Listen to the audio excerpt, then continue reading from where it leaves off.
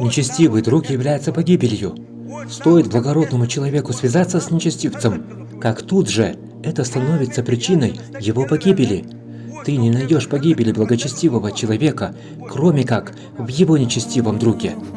Как только вы впадаете в плохую компанию, вы погибли. О, мои братья, я завещаю вам дружить лишь с праведными людьми.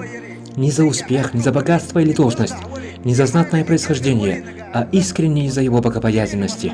Воистину, если ты будешь дружить из-за мирского, то, клянусь Аллахом, его богатство однажды покинут его должность и сила однажды уйдут.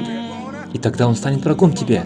Почему? Да потому что ваша дружба, ваши отношения были не ради Аллаха. И в судный день, если ты грешил вместе с ним, он будет первым свидетелем и врагом против тебя. Он будет свидетельствовать обо всем, что ты совершал, планировал, замышлял. Все это он использует против тебя перед Аллахом Свят Он и Возвышен. И помни, если ты не являешься из числа богобоязненных, придерживающихся богобоязненных людей, то все же остальные обернутся для тебя врагами в судный день.